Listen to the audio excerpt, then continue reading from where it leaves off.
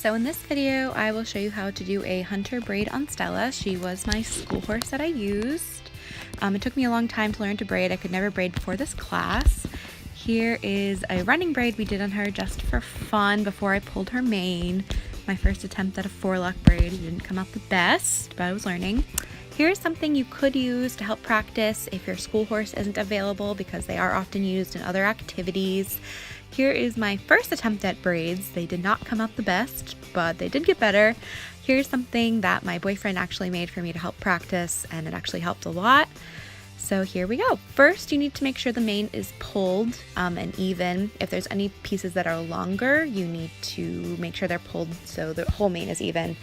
You do this by back combing the hair, and then once it's back combed, you take the chunk that is longer and you just rip it out. It really doesn't hurt them because they don't have too many nerves in their mane, but you still shouldn't do it for too long because it can hurt eventually.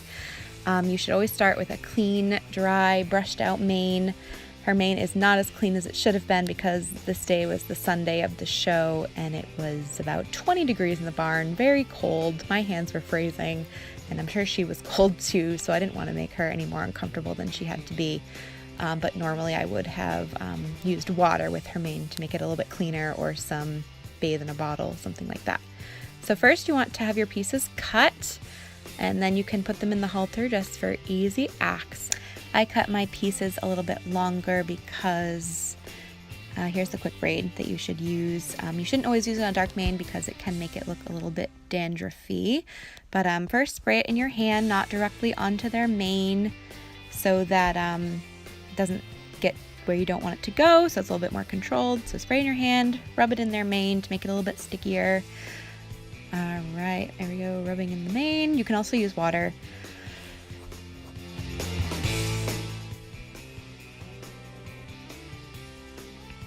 And then you can use your separator to make sure that you get even parts of the mane. You don't want them too big or too small. It does depend on the size of your horse's neck, what size you want them. For a finer neck, a little bit thicker.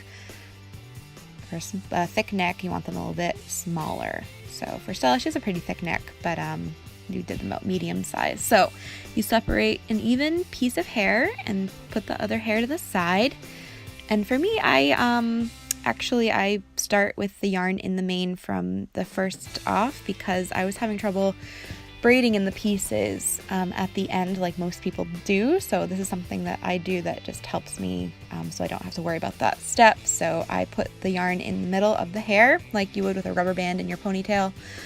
And then I tie it, and then I take the two ends that are on the side and I take them and then I just incorporate them into the hair from the start. So you just braid like you would a regular braid, crossing over, and then make sure that you pull it very tight because you don't want it too loose because you have a lot of other steps that are coming. You just want to make sure that it's very tight. So keep braiding. All right, and then you cross over the yarn and you pull it through the hole. This is something else that for some reason I struggle with. I don't know why, but you want to make sure that it's all the way down at the end. And yep, so again, take that yarn, loop it over. You can do both pieces at the same time, but I just do this just to make sure it's secure. So first you want to make sure that your braids are even. Make sure that not one's longer than the other.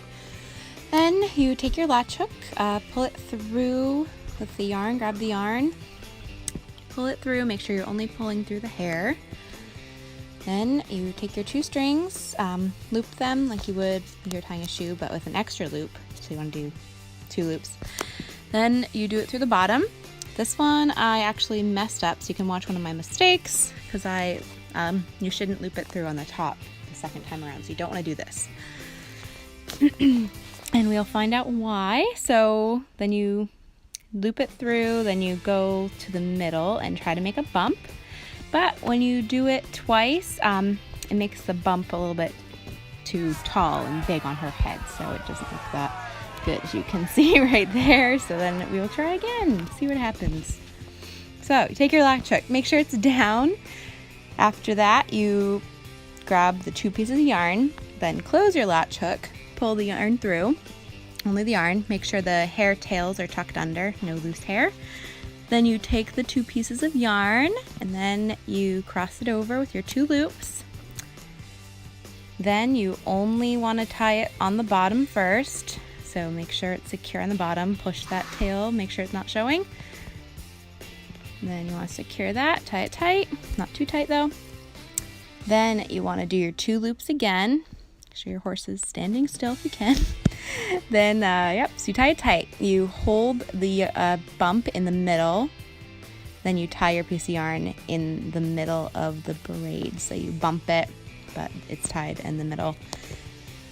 Then you want to take it and tie it behind just for extra security. So this part you do tie once in the front and once in the back, but this is the only step you would do that. Then you take your scissors. I have some small ones that work really well, and you want to cut close to the bump, but obviously not cutting any of the mane, just the yarn. To take the braids out, you want to have a seam ripper, which you can buy at a craft store along with your latch hook. So you take the seam ripper and you just cut that yarn, and make sure you're not cutting any of the mane so it's not uneven. You just want to cut the yarn, and you should go in the hair direction so you're not pulling out any of the mane. But sometimes it just doesn't work. And then you want to make sure that you comb out all the pieces of yarn so there's not any left in your horse's mane. And you also want to make sure that you didn't leave any yarn on the floor of their stall so they don't accidentally eat it.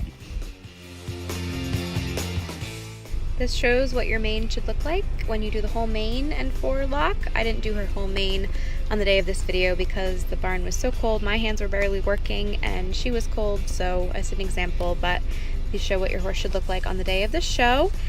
And maybe your horse will win a ribbon and their Stella is looking pretty and happy at the end of the show.